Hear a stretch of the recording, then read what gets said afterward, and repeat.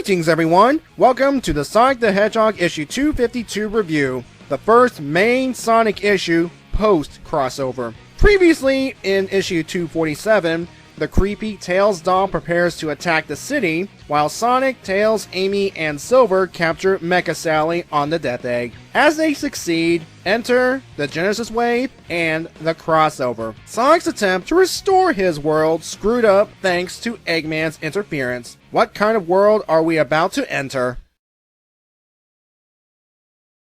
After a series of flashes involving a mixture of comic and game elements, Sonic, with his memories fully intact, finds himself outside the city, which is under attack by a giant orange monster. And guess what that thing is? Oh god! Suddenly Tails appears beside Sonic, and Sonic is confused. Why is Sonic and Tails outside the city? Why are they not in the Death Egg along with Amy and Silver trying to rescue Sally? Well, from Tails' point of view, none of that happened. Tails believes that Sonic got hit over the head by the giant Tails doll thing. Nicole called them back to the city to deal with the giant monster, and Tails does not know where Amy is, and they have not seen Silver since the events of Sonic Colors. Well, wait a minute, Sonic Colors, what?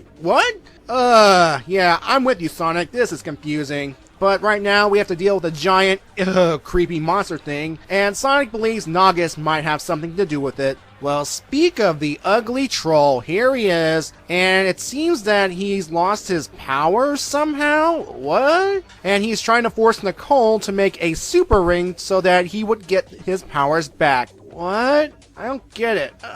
What's going on? Anyway, Nicole believes that she cannot create a power source powerful enough to restore Nagus' magic, and as he threatens her, well, oh, hello, he starts getting flashes of the old universe. This apparently freaks him out, and he runs away like a little pansy. Good riddance. So Sonic and Tails are trying to deal with the Tails doll monster, and its armor's too thick. So, it's time for the double spin dash attack. I'm surprised they both know how to do this, despite their different memories. The attack did damage to the monster, but it starts eating the surrounding area to heal itself. Oh, and the city is not made of nanites. Regardless, Tails explains to Sonic that they need to get to the control gem located at the top of the head. Easier said than done. Tails finds Nicole's handheld on the ground, and when he interacts with her, hello old world.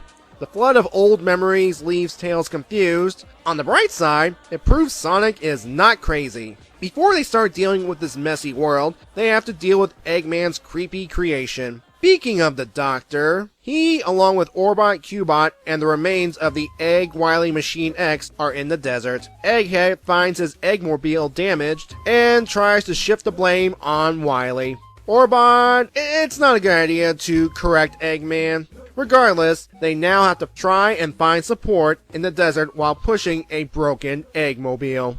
Back to the monster fight, Tails uses Nicole to distract the monster as Sonic spin dashes the head, revealing the culprit inside. Sonic, don't be fooled by its appearance. But Sonic rips off the control gem and punted that thing far, far away. Thank God. Now the Hedgehog is remembering the new world, with an image of King Acorn and Sad AM Robotnik being replaced by a redesigned King Acorn and classic game Eggman. They turn to Nicole for advice, and she suggests fighting the Freedom Fighters because of a connection they have between Sonic and them, and somehow that will help bring back their memories along with using Nicole. The three of them head down into the dungeon to free King Acorn from his techno-sealed prison. So apparently the first Genesis Wave happened here too, but it took away Nagus' powers, making him rely on stolen Eggman tech.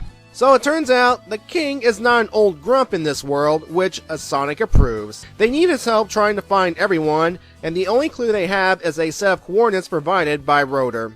As the duo leaves, the king requests that they also try and find his daughter, who is right now on the Death Egg, hiding from egg swats, and she's no longer a robot? What the hey?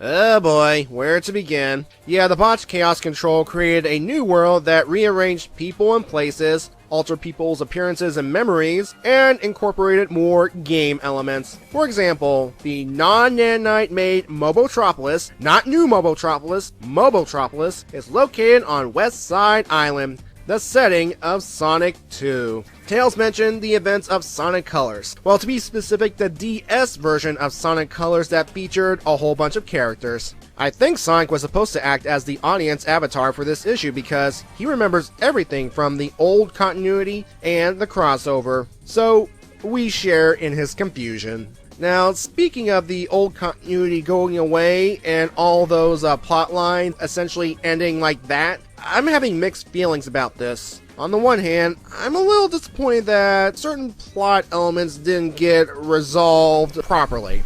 I mean, the Mecha Sally arc, bam, she's no longer a robot, just like that. The Nagas plot, done by him running away like a wuss. I don't mind the act itself, and yes, he does have a tail like his Sad AM counterpart, but it felt too quick. Although I was ready for that plotline to end because, in my opinion, it overstayed its welcome.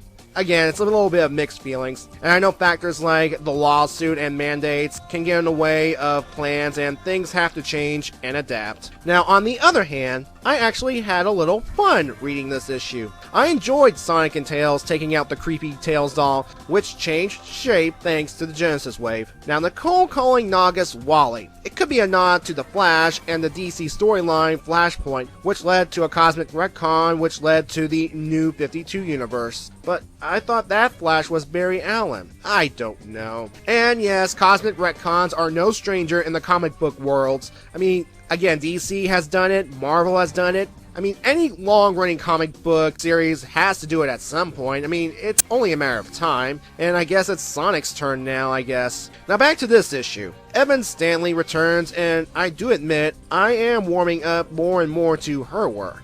Fan reaction to this issue is all over the place. Some hate it to the point that they're dropping the book entirely. People love it for a number of reasons, like it has more game elements and such. And then there are those fans who are mixed. And as you can tell, I'm in the mixed group.